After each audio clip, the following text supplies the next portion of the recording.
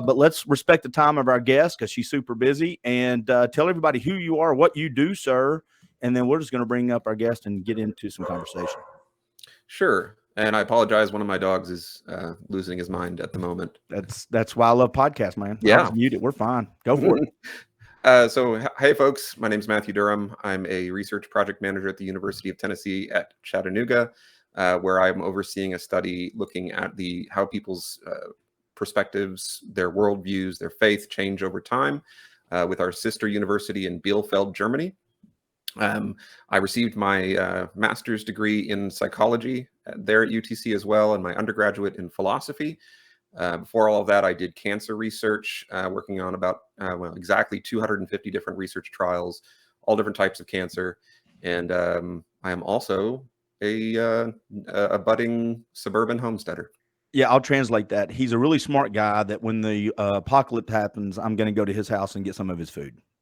I'll just go ahead and translate that. I can teach you how to fish, and then you can fish for the rest of your life. I'll just take your fish, man. Why would I fish? I'll just take your fish. That doesn't make any sense. All right, so let's get off this and bring our guest up because we're going to talk. I ran across this guest on Instagram about 6 or 7 months ago, maybe longer. But I'm going to unmute her right now, and her name's on the screen. Collie Fontanilla. How are you doing, Collie, today? 3, 2, 1. I am doing well, doing well. Can I get the most nervous part of this whole thing over with for me? Sure. Did I say your name correctly? Yeah. I feel my job is say it again. Say it again. No, don't make me mess up now. So that's just not fair. Collie Fontanilla. Yeah, that is very rare that someone can get my first and last name correctly pronounced. I'm going to give you, you're a school teacher, former school teacher. Yes. You'll appreciate this. You're an educator. Uh-huh. Right? I have spelled it out phonically, so I did not mess it up. That's nice. I used to do that for my students. I had that up on my whiteboard. I don't appreciate Matthew Durham laughing like that. It really frustrates me. Okay, so you went, and I'm going to say this correctly, and this is your platform. You interject anytime you hear us going down the wrong road. Sure. But you were a teacher for 12, 15 years? 15 years. 15 years. Yeah, pretty much my whole adult life. I say 15 years, but I started teaching at 18. I was in junior college, and I was a reading tutor in a 3rd grade class. Wow. But 15 officially.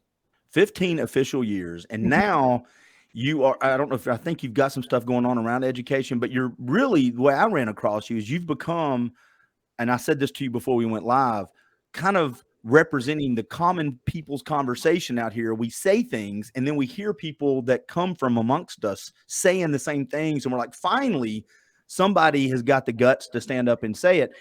First of all, tell everybody that story real quick, because I know they can go find it on PragerU and other places, but tell everybody how you went from a teacher to where you're at now. And how do you describe yourself? Right? Like, what are you doing now? How would you describe what you do?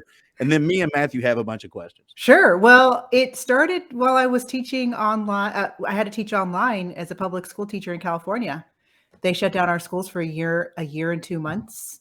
And I was a very happy teacher. I loved what I did. I taught the English learners, the kids from other countries, mainly Mexico, coming in and coming to our country for a better life. And I started seeing some lessons that my district was sending me about Black Lives Matter and stuff for Women's History Month, which was concerning. It wasn't really women's history. It's more like leftist women's history. And I started seeing these lessons, and then the Black Lives Matter riots started happening. And I noticed that a lot of people were too afraid to speak up about it. And even though I was a public school teacher, I decided, you know what, I need to speak up and warn America about this movement. And so I just started writing on Facebook. I didn't show my face because at the time I was still a public school teacher. I had my name as Collie F, so that my last name wasn't up there. And I was still afraid of losing my job. You know, I think a lot of people are very concerned about their livelihood, and that's part of the reason why they don't speak up. So I started just writing on Facebook condemning Black Lives Matter, and then I had a private account. People shared my posts, and a lot of my friends and family were angry with me, but the rest is history. Ever since then, I've been speaking up, and eventually decided to resign from my district. I was getting I came out as my full name on social media, and I started getting death threats, and I started getting people contacting the district to try and get me fired. And also my district was adopting policies about gender and gender identity that were very concerning 3 years ago, I did a video about that, and now it's becoming nationwide where they're hiding gender pronoun changes from parents. And I started speaking up about that 3 years ago because my district adopted a policy about that. Decided to resign, moved to Florida, and opened my own school. And I also am very outspoken online. I did not know you. I mean, I think I knew you opened your own school, but congratulations on that. Oh, thank you. Yeah, I Yeah. don't share it enough. I really am not a businesswoman. I'm a teacher. So I'm learning that other side of things, especially with getting a following. That's also a learning curve for me. Yeah. But no matter what, I feel incredibly blessed. I want to tell America that you need to speak up. If you're feeling convicted to speak up, that's not from you, that's from God. And you should do something and speak up because you're going to get blessed on the other side. It's not easy and it's scary at first, but I think we need every voice in this fight right now. Well, we talk about this a lot of times on the podcast I think it's this proxy cultural war. They go after things, but in reality, they're going after community and families. That's Yes. if they can wedge themselves into that place and pull it apart, then the other stuff kind of just is down the road consequences of that, right? They know that if they can get moms and dads and kids and churches and neighborhoods, or they can get us tore apart, then just years will take care of that. Time will take care of pulling this apart. I have a question, and Matthew has permission to stick his hand up at any point in time, like a classroom, and jump in because I've got like 3 pages here. I'm really curious about this. You're one of the few teachers, and I know there's more out there that have actually stepped out from the shadows. I have a bunch of personal friends that are teachers. I love teachers. We got to do this crazy thing in America now with disclaim everything. I love cops. There's bad people, good people.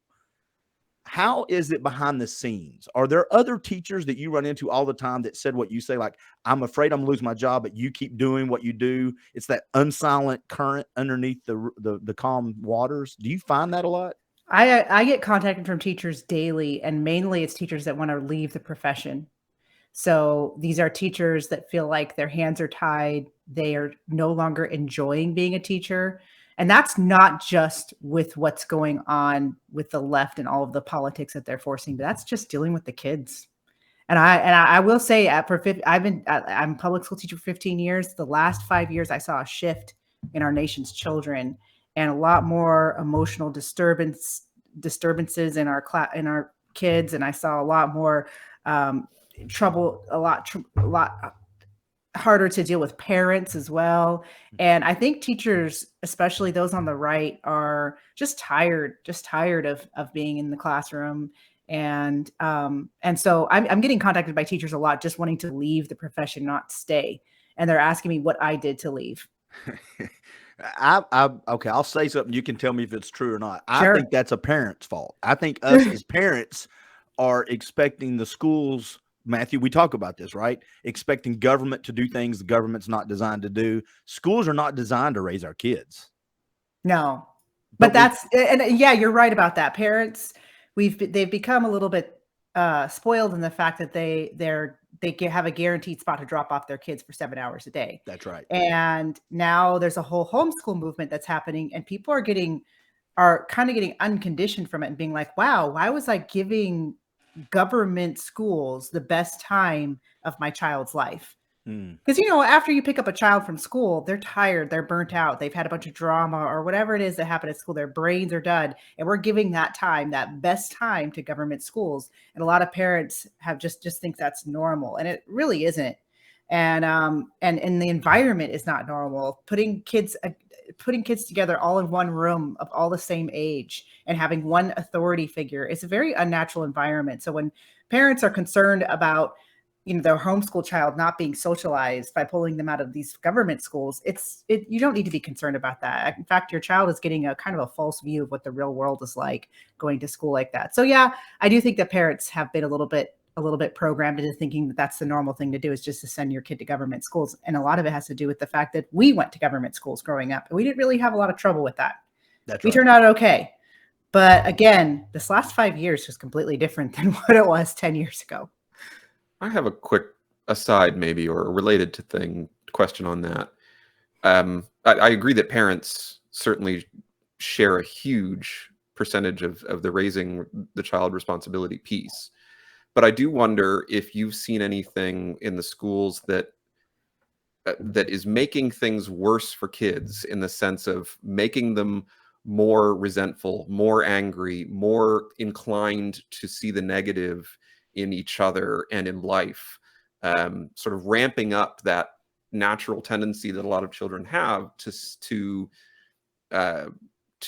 pit the world into oppressors and oppressed, and think of themselves perpetually as oppressed, and becoming more angry and resentful as a consequence. Does that make sense? Yeah, well, that's the critical race theory debate. The left is, well, the mainstream media was telling America that critical race theory is not in our public schools. They're saying it's not K through 12, it's only in our colleges. And that was one of the reasons why I went viral, is I started sharing the lessons that were being given to ninth grade students in a required class in California called ethnic studies. In the class, they learned about intersectionality, where kids are supposed to count their oppression. They're shown a chart where they have power, privilege, oppressed, and they have all these different identities. And of course, in the middle, it's Christian white male is in the place of privilege. And then as you go out through the chart, it gets, more, you get more impressed. You get, so they'll put, like, if you're disabled, if you're a person of color, which I can't stand that term, but if you have black or brown skin, if you're LGBTQ, well, then you are now oppressed. And let's think about what it's like to be a teenager. You are like the ultimate victim all the time. Yes. And the whole world's against you, right? And so now they're being confirmed that, when really it isn't. You have a whole world open to you. I don't know how many adults wish they could go back to their youth and be like, oh, if I could have gone back to when I was 16 and changed some things in my life and started a business when I was younger and just made better decisions. But instead, these kids are being told that they are oppressed or that they're privileged. And this is happening sanctioned by government schools, by teachers and curriculums and in curricula. And like, that is some of the lessons that I exposed were these teaching about white privilege. I mean, that was in these actual slides that I was able to show to America. Hey, this is really happening. Yeah, it frustrated me a little bit when Florida got nailed about their curriculum and it was sent back. And the media has a great way of spinning things to fit their narrative, and it's one of the things I hear from my friends who are on the left, and is that that's not really happening. That's gaslighting by the right, or the extreme right. And I know it's not true. Just so you know, Matthew and I just did a whole podcast last couple weeks ago on CRT, and Matthew has studied that kind of extensively. So when he knew you were coming on, that's in his wheelhouse. Yeah, Marxian theory, all of that. That Yeah. is right up his alley.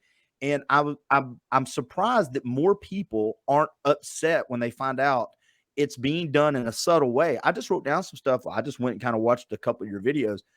The things that are being snuck into our kids' curriculum around gender and the perspectives of police and socialism and capitalism. I don't remember that. I'm old. I've raised 3 kids. All 3 of my kids are adults. And so telling a 15-year-old that the world's against you, he doesn't or she doesn't need any help thinking that. They already think Exactly. they slam their door when they don't get the meal they want. Yes. So I was just surprised to find out all the things that are being slid into the curriculum and how many people just want to stick their head in the sand and not admit it. Well, it's also an attempt to separate children from their parents. So, children already naturally, when they hit the teen years, they start rebelling against their parents. Well, this just has them latch on to the adults at the school campus. And that's where we're seeing these policies where teachers are supposed to hide pronoun changes from parents.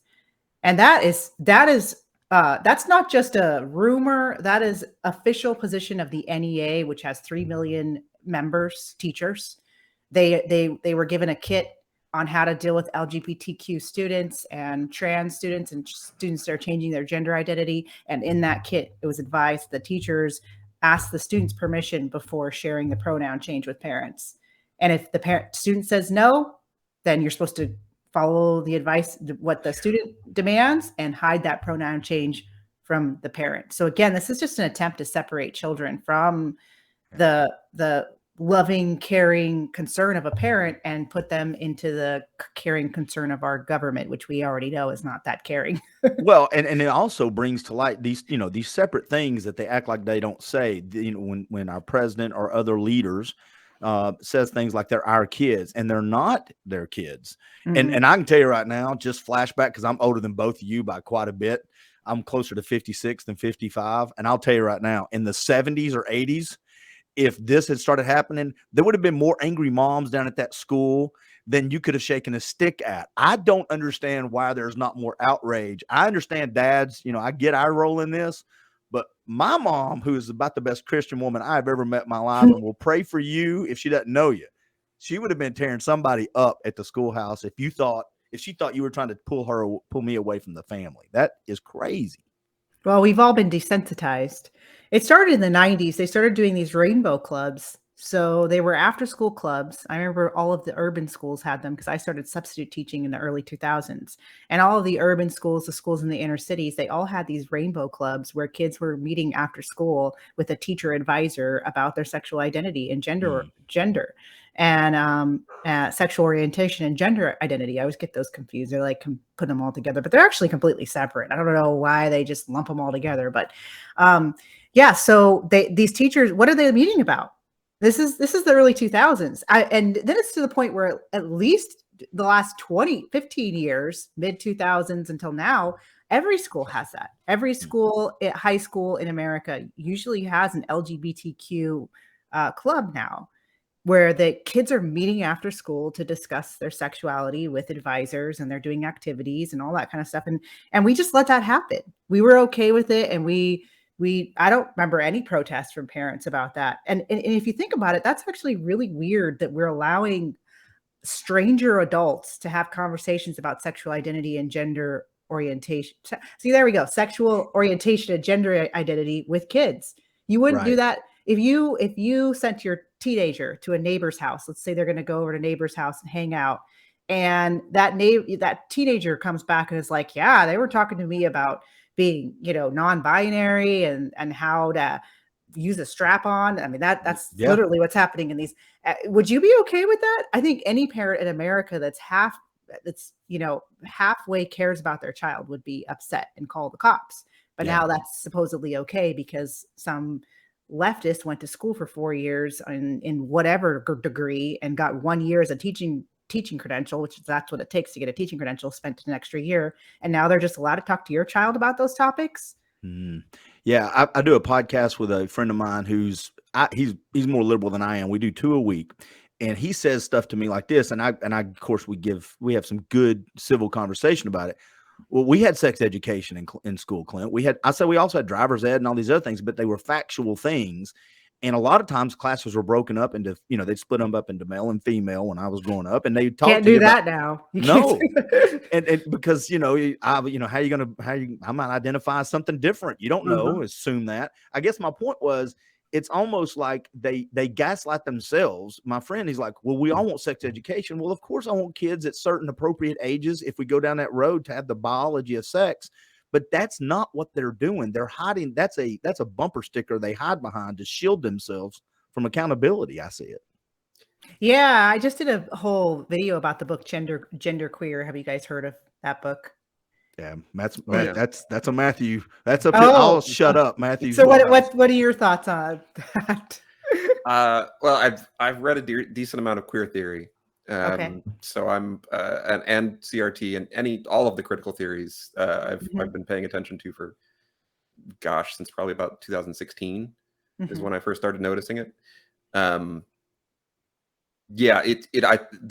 objective is, as far as I understand it, and you can tell me that whether you saw this popping up with other teachers and curricula in your experience too, that the objective was to destabilize identities, children's identities, to get them to constantly criticize themselves and others, very much in the way that someone in a thought reform prison in Maoist China would be constantly pressured to rethink everything about themselves and to adopt the people's perspective, which is to say the government's perspective, which of course has to be perfect always.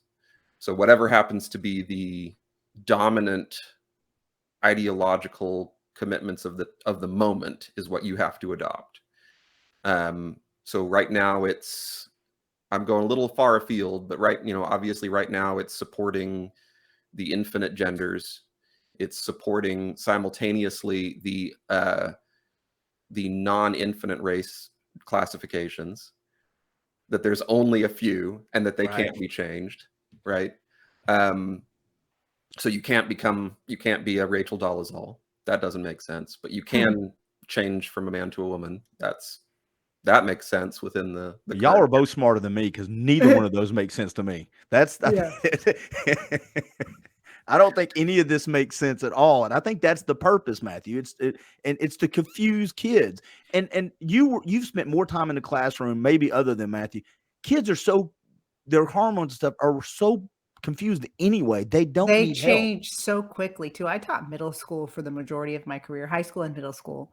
And middle school is crazy because these kids come in as children and then they leave as little miniature adults. Yeah. And they change so much. I mean, think about when you were 14, 13, how different your mind thinks. I think of the stupid things I thought, the stupid things I was into. They're also very obsessive children. Mm-hmm. They can idolize things really easily. So they'll idolize, you go on TikTok and there's all of these like non-binary people and gender fluid people, and they have millions of followers because TikTok pushes this stuff. Mm-hmm. And you look at the comments, it's all these young kids just idolizing these people. And that's the other thing about young people, is that they're looking for mentors. They're looking for people to look up to. And the left is very good at bringing that in and having these idols and these mentors for these young people that really spin them out and put them in a bad path for life.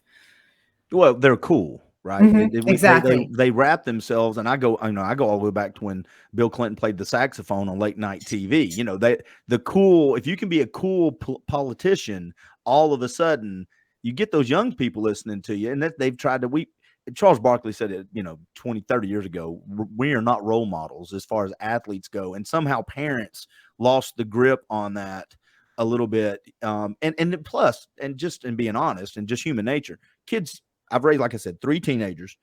They go through a stage where even in a perfect world, they stop liking their parents for a while. Why? Because you represent authority. Mm-hmm. And so they're turning to somebody. And now they're turning to people that have a message that I think a lot of times is intentionally evil. I think good-hearted, and we talk about this too. Let me get your input on this. We talk about this all the time on the podcast. I think a lot of times the word like kindness, right? Be kind, Christian, whatever you want to put it, they use that as a cudgel. They want you to act and to be accepting and all of these things, when in reality, I think good people want to be kind. But I think there's a group of people behind them using that to get exactly what they want in a very nefarious way. Yes, I agree with you on that as well. And that's part of the reason why I make a lot of sense to myself right now, because I was always the person that wasn't ever, if you were to describe me as a young person and as a teacher, even, I would never get described as the nice teacher, or I was very good at what I did. Right. I was patient, fun, strict, but I wasn't that like warm, fuzzy teacher that you're going to go, crying to about something. Same with being a Christian. I always thought I was like, oh, I'm not really the most warm, fuzzy Christian. I'm just not that kind of person. And now I look back at that, I'm like, okay, there's a reason why God made me this way, to be kind of just very, this is right, this is wrong, very outspoken. I will raise my hand when something is not okay. I will be very hard on myself as well. And I think there's a place for that now. I think that we've been too nice for far too long, and that's where we ended up. That's why we're here. That's why we had these clubs after school, because we were just like, well, they need a place to, and instead of really thinking about this and saying, you know what, this is wrong. And this does not belong in our schools. Our schools are supposed to teach our kids how to read, write, make sure they're functioning citizens for society in the future. But they're not supposed to teach our children about exploring their gender and sexual orientation. I'm going to ask you a few true and false things here in a second on some Sure. video I saw, but I saw a great quote the other day, and it's talking about being a good man, but we'll put good person in this because I don't think it's limited to that. But it's a guy talking to other men, so it made sense in the video. But he said, don't be a nice guy, be a good man. I don't know if you've seen that video, but it's actually really good. He goes, when you are confronted with something that goes against your principles and is core wrong, that's time to be a good man. You can be a good man in a nice way, but being a nice guy comes to be, ends up being a doormat. And I'm like, man, don't be a nice guy, but be a good man. I like that concept of, and that's what I want to go back to the book Gender Queer real quick, because I think that's kind of where we need to make sure that we're being a little more the good man thing. We need people to step in, because this book is actually still in some of our schools today. It's in Maine, it's in our Chicago schools, it's in schools in New York. And if you look at the book, I read it because I happened to get a free copy at a, those little like free lending libraries that you find in neighborhoods. Mm-hmm. And the left is telling America that we're taking it out of context. Well, I actually read the whole book, and the page that's gone viral is what looks like two men having oral sex. And and it's not really that. It's actually two girls, and one's with a strap on with a dildo giving oral sex to the other girl. And the story is an autobiography. So it's not even a fiction. It's not even fiction. This is autobiography. And that in itself is already, when the kids are reading it, they're like, this is true. This really happened. This girl's really having these fantasies. And it's all about how she wishes that she had a penis. And there's images in it where puts a sock in her pants, and that's how she gets off, is by pretending that she has a penis and that she's handling her penis. She's addicted to gay porn, and that's what she's into. And she always wishes that she was a man. And that's what led to the strap-on page. She's grossed out by female anatomy. So there's and I want to apologize here to audience, but this is what's in our schools. So this is what our young people if you're uncomfortable hearing this, exactly. Think about the kids. Yeah. And this is illustrated as well. So let's keep that in mind too. There's a page where it talks about her sister comes to her and asks her if she's tasted her own vagina slime, and there's an image with white stuff on her finger, and she's like, ew, no, because she's very grossed out by female body parts. Mm-hmm. And then in the end of the story, it's basically she's now a middle school teacher, and she is fantasizing about getting, and this is real, she's a middle school, the author's a middle school teacher. I don't know if she is still now, because I know she's made a lot of money from this book because the left freaked out about us banning it and went and bought it. Right. Yeah. And so she's fantasizing about getting her a double mastectomy. Right. And this is the type of stuff they want to put. And I did a whole video about it, and I put it on Twitter, and I put it on YouTube. And the comments that I got from people to justify this was, oh, well, kids learning about sex. Oh, look at these conservatives, and these kids kids are having sex anyways. These teens are having sex anyways. Why not? And mm-hmm. This is not pornography. It's really a beautiful story. And basically it's her journey of finding out that she's asexual, which means that you don't identify as male or female, and uses air pronouns, whatever that means.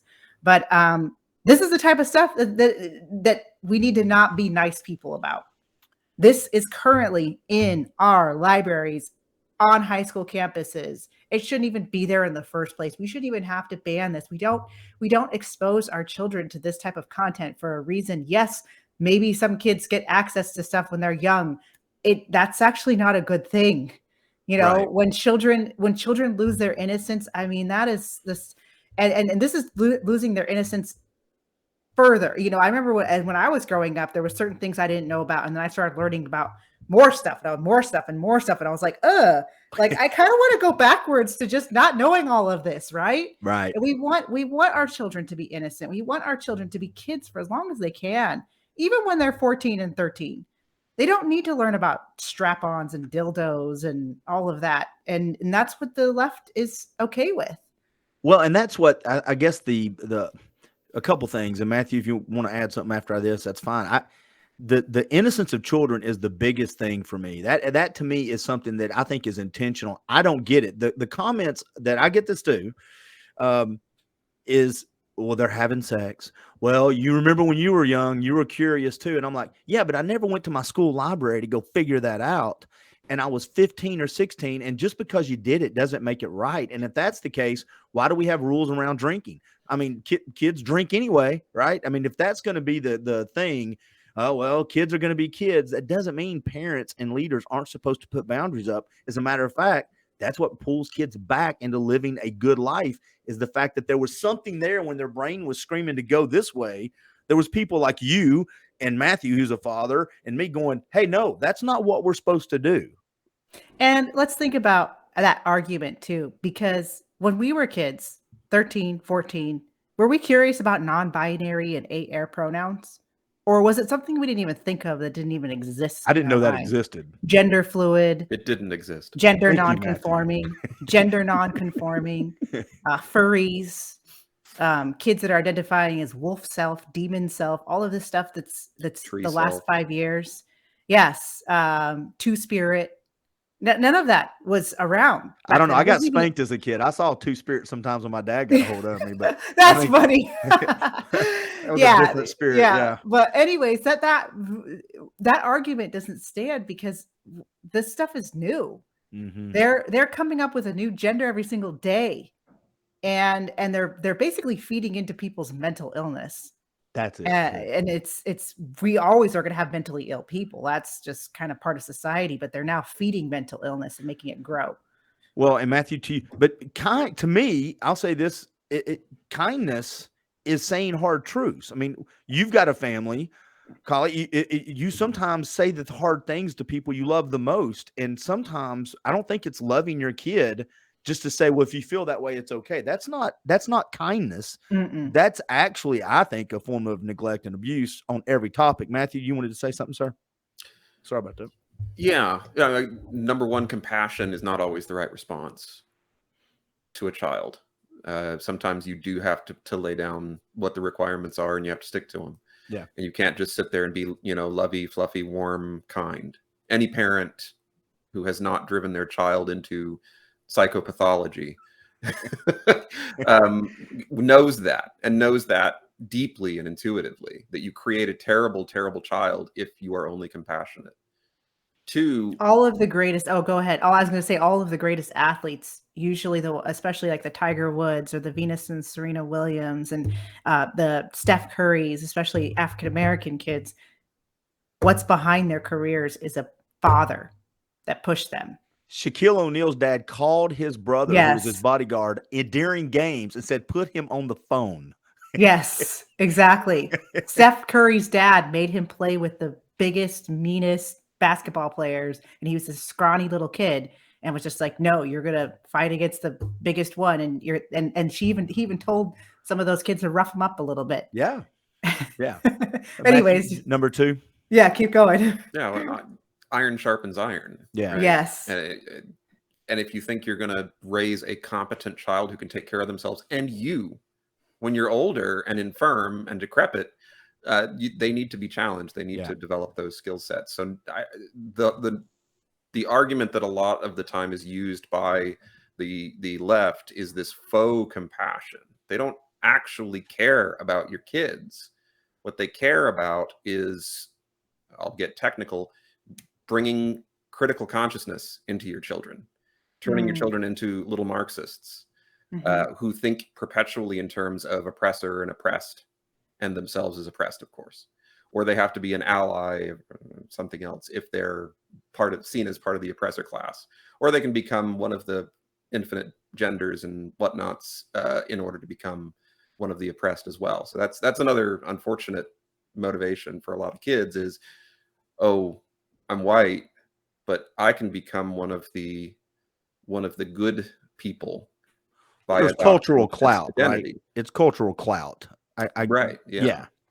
Well, that's why I said I have a meme, or I have a post that I made where it was a bunch of white guys winning, triathlons as women and winning bike races and all of this. I'm like, this is how you get the left to cheer for white men. It's just slap on a wig, put on some lipstick, and compete as a woman, and all of a sudden you're going to be cheered on by the left. I hate to keep you longer. Do you have 10 more minutes for us? Sure. Because I want to ask you a question about that. Matthew, did I interrupt your train of thought, or are you okay? No, I have one other question, but go right ahead. No, you go, man. You have the floor. I can remember mine, I think. Maybe I'll write it down. Look, pen right here. I'm just wondering, Kali, when you were seeing some of these new courses being implemented, was there a change in your students? Did you see anything in your students that you would have thought of as being sort of a negative consequence of this training that they were receiving?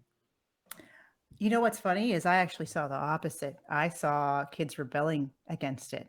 So the way that I found the curriculum was I had several boys failing the class ethnic studies. And since I taught the English learners, I check on their grades because the way they're doing in other classes is a reflection of how I'm teaching them English.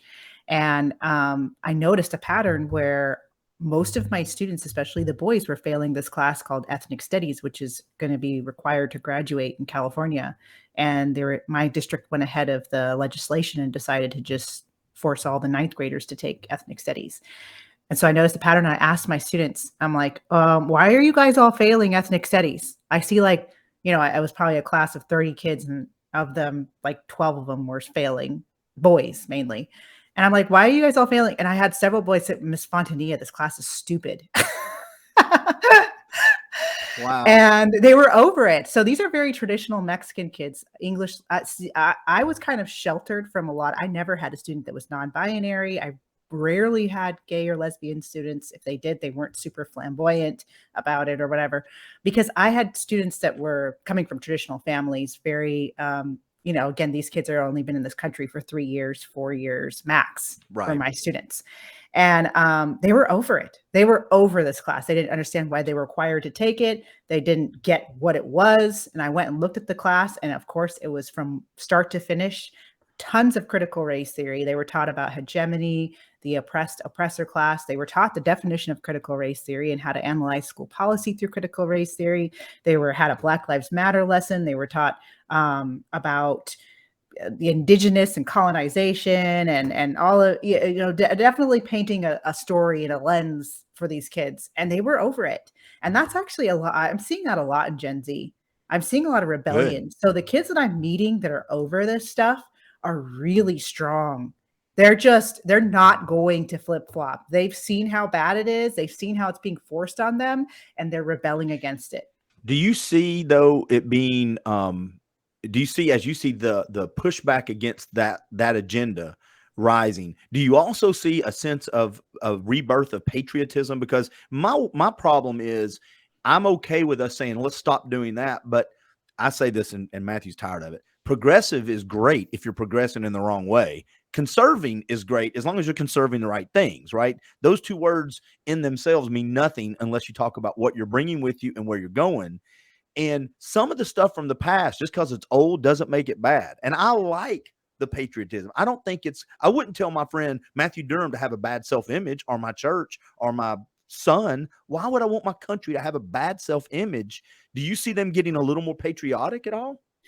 Yes, the kids that are fighting back against it and rebelling against it now, to counter that, the students that weren't in my class, these are the kids that I because I taught the English learners, I didn't really get a lot of exposure to the born in the U.S. I mean, they're privileged in the sense that they were born in the U.S. Mm-hmm. My school was a brand new campus, gorgeous 2-story campus, looked like a country club, right? And the ones that are getting really into this stuff, they are very radical and scary. And I've had some of them contact me, the students that I know of teachers that have had their students go after them for Instagram posts. And they really think they're doing like some sort of righteous work by going after conservatives. And there's a lot of this, they're activists. They're activist kids. They've been, and they're very extreme, very extreme. So there's definitely two sides to it. There's the kids that are patriotic and love this country, but it's also the way these lessons are being taught. So they leave out a lot of facts. They really do. When they teach about slavery, they don't tell the students about how Native Americans owned Black slaves, up to 1,200 of them. They don't tell the students about the Black slave owners. They don't tell them about the free Blacks. They don't tell them about the Quakers that were white and were thrown in prison for helping the Underground Railroad. They leave out so many facts. They don't talk about, the fact that 40% of the slaves went down to Brazil and Portugal, and only 2% of the slaves in the transatlantic slave trade came to the U.S. So they create, and so there's this sense of like, oh my gosh, this country is so evil. We had slavery and all of this. And it's like, guys, like that, our country was actually very forward moving in abolishing slavery. Yeah. We, at the time when the North decided to abolish slavery, because there was slavery in the North for a little while at this country's founding, but when the North decided to abolish slavery, it was 3.5. It was a body of 3.5 million people. That was the largest body in the world to abolish slavery at the time of people. And they don't teach kids about this stuff because they don't want them to have a good view of America. Yeah, and I say this all the time. Two things on what you just said. One is they don't zoom out, to your point, and say not only what was going on during the slave trade, but what had the world look like up until America was formed. Go back to the 1300s, the 1500s.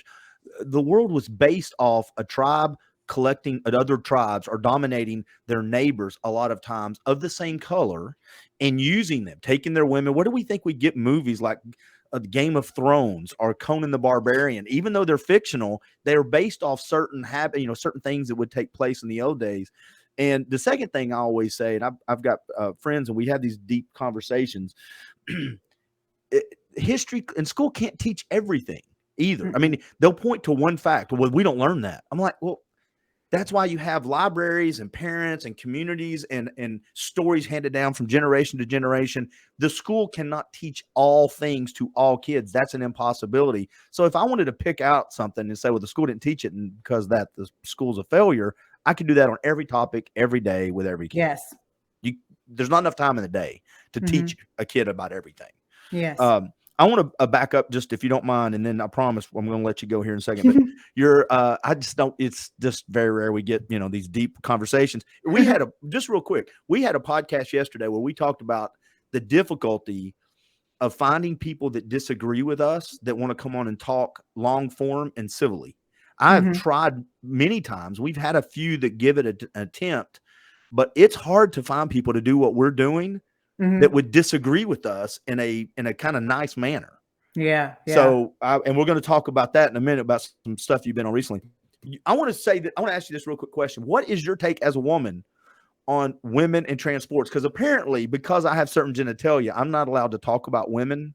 So yes, Matthew's giving me the thumbs up. Definitely not. Not Thank allowed. you, sir. Well, I guess I'd like to hear your perspective on it. Why are more women not mad that it seems like their spaces are taken after they fought so long, going back to what America did, and claimed their space, which they rightly deserved the whole time? I think so. Here's the thing that happened during the pandemic is people finally started speaking up because it affected them personally. And I think right now we're to the point where we've lost our ability to see the big picture, and all we care about is what's happening in our own everyday lives. And so a lot of the women aren't affected by that. We're not playing professional sports. Yeah. We're not, I'm not trying to go beat the bodybuilding record right now or lifting record. So yes, it's terrible that this is happening and that men, but I think part of it is that we aren't being personally affected. Now, here's the problem. That's just the beginning. That's just the beginning. So putting a man, letting win the marathon for a woman, but what this is going to start coming into our personal lives. Just you wait until they literally get rid of all bathrooms as male and female. Then we're going to see a lot more women speaking up. And you'll see a lot of angry dads you're going too. to see states. You're going to see states pretty soon. If this continues, and they already are, you're going to see states. There's airports now in left-leaning states where they have genderless bathrooms where you walk in and there's men and women in the bathroom together, and it's just kind of weird, right? And that's when I think more women are going to speak up. And it's unfortunate that we have to get to that point where it's affecting us personally to speak up. But it's just stupid. I mean, we need to, I feel really bad for the kids right now, for young people right now motivated to get into sports, especially young women, because that really kills their motivation. Because why would they try and aim for the gold medal when a man can just come in and beat them and take it from them? So I think that this is also going to create some lack of motivation amongst our young people if we let this continue. So we have to, even though it's not necessarily personally affecting us right now, we have to stand up for all the women that it is affecting, because it will eventually affect us. And it's happening really fast. Yeah. I've seen so many of those congressional hearings where they'll ask people that have been assigned, given authority and leadership roles to just tell me what a woman is. Can a man get pregnant? All of those things. And no one can do it. So you're an Instagram person. You're social media. Have you seen the meme where it's got the Austin Powers face and the top of it says, "Can my school please teach me about taxes?" And it says at the bottom, school says, "No, but boys can have periods." Yes. It's one of my favorite memes. I'm like, that sums up. That's about as much common sense. All right. Yep. Real quick, true or false? Did they give you a privilege quiz? Did you have to have a privilege quiz? They gave it to my students. Okay, that's what I was going to ask. I'm trying to pick and choose. So on day 5 I remember I got access to this curriculum because we were teaching online, and I shared the same platform as the teacher that was teaching athletic studies. And on day 5, the students were given I think it was 10 to 15 questions, privilege quiz. And then the question was, how did it feel being on the bottom? How did it feel being on the top? And ranking them against their classmates. And they were just the most ridiculous questions, like, do you have 50 books in your in your home? And if you didn't have 50 books in your home, you went down. Do your parents speak English as their native language? And if you said no, you went down on privilege. And it was just like, wow, we're really just dividing kids on telling them they're privileged or oppressed simply based on 15 questions. And then the kids talk to themselves too after all that. You know that happens in the lunchroom, in the playground, or in the hallways. That's just dirty right there. That's pretty divisive. I know you said something about a mock trial, but I've got too much on my list to keep you. I'm going to ask you a couple more things. I'm going to hand it off to Matthew. When you said people pushed away a little bit when you first started speaking out, have you had any of them come back to you? Have you had people at first get really upset with you? You know, like, I can't believe you're saying this. And now a year or two later, they're like, by the way, I was wrong. And thank you for doing this. A few, but most of the people that were angry really dug their heels in. And we have not had the same relationship since. I would say of some couple friends, some family members. I have some family members that aren't talking to me at all. But the reality is, I look back and I think about the people that left my life, and I'm like, not necessarily a huge loss. And they're probably people like they were waiting. The type of person that were basically waiting for you to do something that they don't like. Yeah. There's people like that, and you'll get them on Instagram, you'll get them on Facebook, where it's like, oh, I support you, and you finally do one thing they don't like, and they're like, I hate you, unfollow. Well, I had that happen with my family, and I'm like, well, it sounds like you're hanging on to some resentment towards me this whole time, and maybe it's better that I don't even have you in my life now. Yeah, and point me to the person that you like and agree with all the time anyway. Exactly. I got kids, and my kids half the time I know they're wanting to ship me off somewhere. Yeah. You were on 2 different things recently. You were on a TV show, a very popular TV show, and you were invited on to talk about, was it CRT? Critical race theory. Okay, yes. do me a favor. What can you share about that, or would you rather Matthew just go ahead and talk about what he found when he researched the guest that was on with you?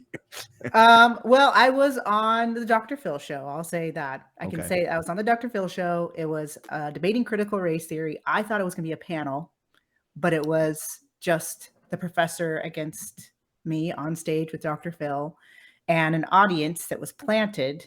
Most of them had mics. So that means that they were pre-chosen when they are mic'd up. That was against critical race theory. So it felt very much like an ambush. It was terrifying because, again, I'm just a public school teacher. I didn't ask for any of this. I just started speaking up, and then now I have this voice, and now I'm on Dr. Phil, and I'm sitting here like I was in fight or flight, basically. They edited out a lot of it, but it was, in the end, a good experience in that it showed me what I was capable of. Oh, you did great. You were a rock star. That's if you were, I don't know if you know this, but it was after I saw those clips when I reached out and started the process. I'm like, we got to talk with her. She's good. She's good. It was not easy. And, but at the same time, it was, America needs to know. America needs to know that it's happening. And I think what happened that was really good that came out of that was at least they all admitted that it is in our schools. Yeah. You know, even Dr. Phil was like adamant that it is in our schools, even though that professor was trying so badly to say it wasn't. Oh, this is news to me. I had no idea it was in our schools, right? And That's so a pretty good that's impersonation, good. I though, think, too. You did a good impersonation. Good job. I think that just opened the curtain, and I love America in the fact that we do have the freedom to raise our children like how we want to. So if you want to teach your child critical race theory, go for it, have fun, right? Mhm. But there's some parents that don't want that. There's a lot of parents, especially African American parents, Asian parents. They just don't want all of that divisive victim mentality and oppressor and oppressed mentality being forced on their children, and they want it out. Yeah. And they should have that choice. Absolutely. Matthew, did you find out something? Then I'm going to ask you about your Vice debate, and then we're going to let you roll if that's okay Sure. with you. Okay, thank you. Matthew, you were pretty, before she clocked in, you were like, I did some research on that guy. Is there something you want to add, sir? I mean, I guess just a little bit. The guy that you ended up going up against, who was you refer to as the professor, got his degree in education, which you may be aware is sort of, in the academic world, it's sort of the unwanted redheaded stepchild of disciplines in academia. It's sort of looked down upon as, well, oh you precious child, you got a PhD in education, good job. So that by itself is already, I saw that and I'm sort of looking at this guy like, okay, all right, you might have done a little bit of work. I looked at his Well, I have publication. to 100% agree with you on that, because the fact that I have a degree in, well, I don't have a PhD, but a master's in education and law and society for my pre, and it was with an education emphasis. And yes, it was easy. Even from a UCSC, it was not. I think my final paper I had to write for my master's was like 20 pages. That's not that hard compared to other master's programs. And I will gladly admit that I like that it was easy, because I used to tell my students, like, I understand what it's like if you're the kid that doesn't like this, that doesn't want to sit down and write the paper, that doesn't enjoy doing all the research, that doesn't enjoy having the intellectual conversations. Like, I get it. I'm that kid too. And you can still do it. But I did choose a degree that was attainable and wouldn't drive me crazy. And that was I have a education. bachelor's degree in communications, Yeah. and I look back on it, and I don't know how I graduated, because Exactly. I hate school. Yeah, exactly. I hated school. I mean, like, I was the guy that the teachers would all go, Yeah, Clint, you're me too. making C's, And but you can make A's. I'm like, I don't want to make exactly A's. how I was as a student, and I knew how to teach you. Yes. Not all teachers, because most teachers are like the intellectual, real, like, they were always the A student. And I was like, no, I know how to reach the kid that doesn't like being here, because I get it. Yeah. I get it. God bless you for teaching But people yes, like me. I have to agree with you on that. Yeah. Getting a master's was not, I look back. I mean, of course, while I was in it, I was like, oh, this is so hard. I got to do this paper. But I look back and I'm like, it really wasn't that hard. I was in a similar PhD program to the one that he did. Yeah. Sort of covering a lot of the same topic area and with the same kind of curriculum, as my sense. And yeah, it was not a challenge, which is why I ultimately decided that it was not for me. But yeah, he's done work with the Gates Foundation. Just a little aside there, of course. But the thing that struck me the most about him was he's very well versed in the technical name for it is the Motte-and-Bailey, where you attempt to turn every criticism of your position into something else, as though they're attacking something obvious. Like, you just don't want to. Oh, so you don't want us to teach history? Yes. Is that what you don't want us to do? Yeah. Like, that's why I was so frustrated on that show. Yeah.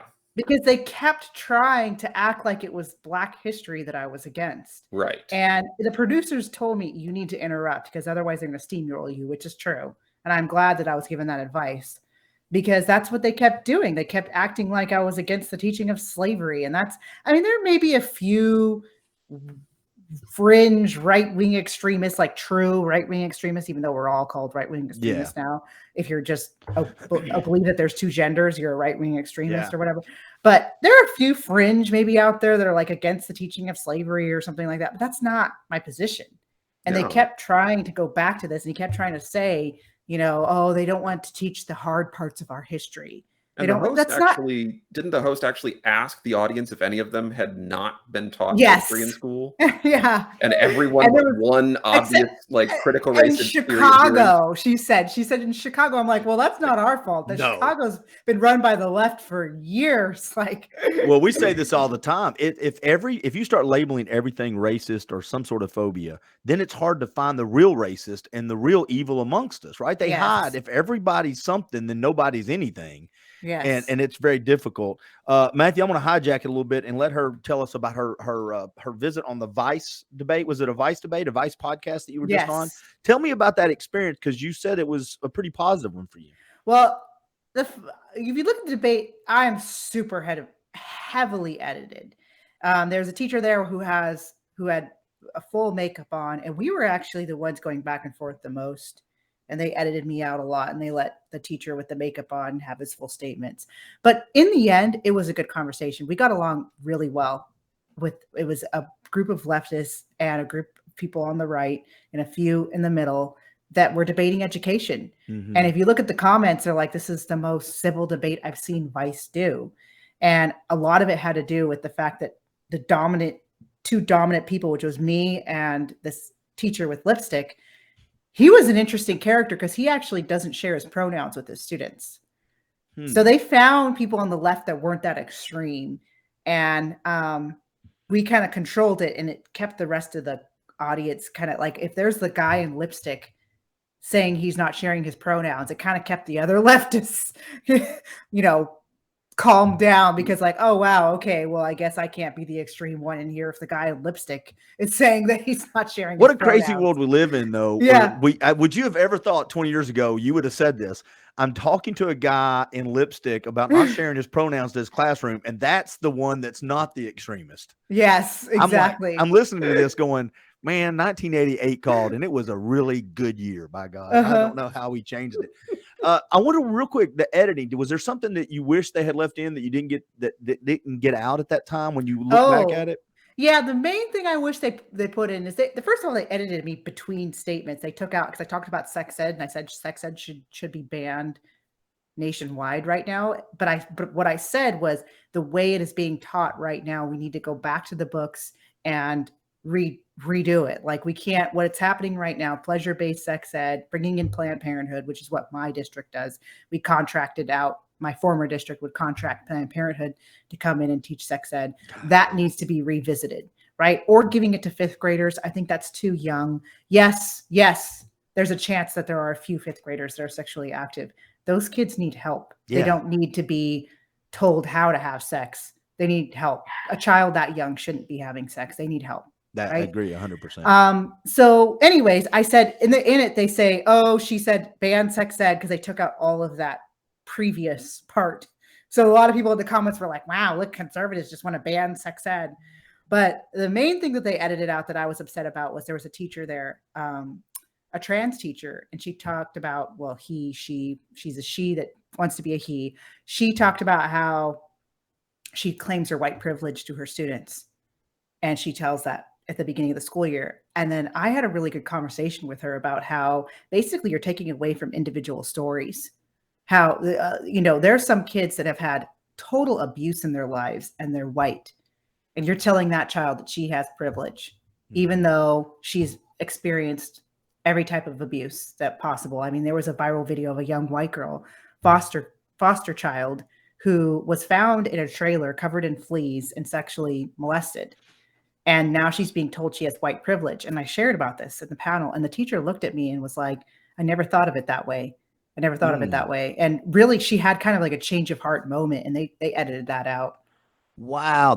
And you know what? It's back to what you're saying. Lived experiences seem to only matter to the narrative sometimes, right? It's what do you look like? Then we give your lived experience credence. Clint looks different, so he doesn't really get, his lived experience is probably not that big of a deal. And so, yeah, that's interesting. I would like to end this with two things. Matthew, I want to make sure that you get to ask any question you wanted to ask. And then also going to give you the floor at the end to make sure if there's any place you want people to go, if there's a website or about your school, because once I get this shared, I'll reshare it over the next 30 days, and it'll build in listenership. Matthew, you got anything you want to add, buddy? You got any questions that you didn't get to ask or we want to ask? Yeah, they just I suppose a quick comment on what something that you both just alluded to, and Clint, you said directly that this notion of lived experience and which ones are accepted and which ones aren't. That's actually addressed at a very deep and technical level in the critical race theory literature. That they have effectively, it's a list of acceptable ideas that you can have, and they would use the term authentic, right? That there's an authentic experience of being oppressed, and if you don't hold those, if you don't have those experiences, or you don't have those conclusions, then you are not an authentic representative of your group. Wow.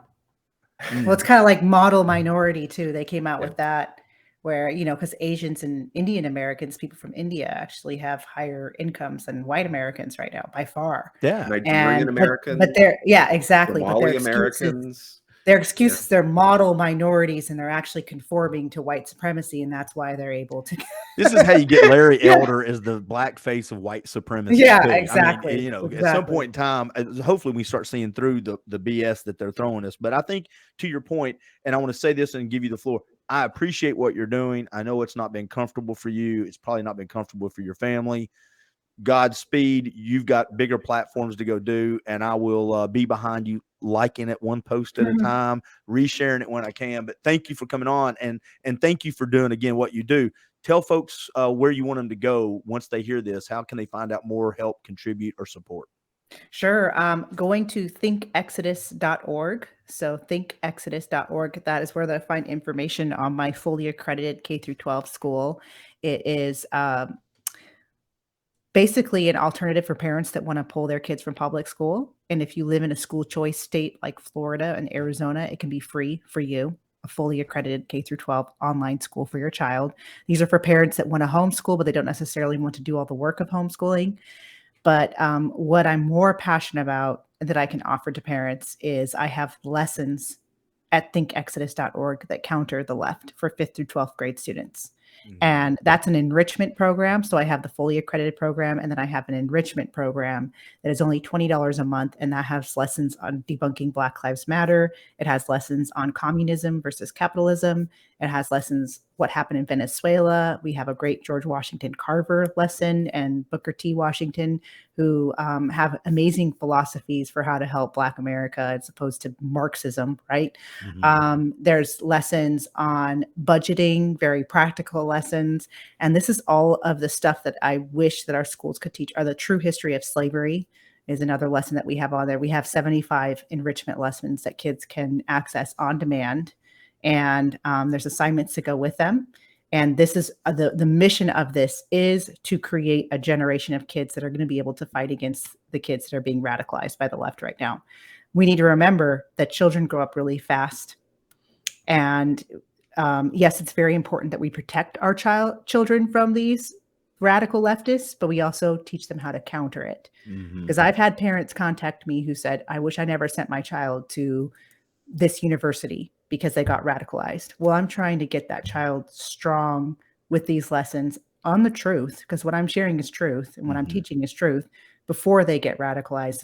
They're immune to it and they can fight against it, and also help to convince some of their peers that have maybe fallen for some of the lies that are being taught about our country. And so we have an enrichment program that's $20 a month. Yeah, I love that.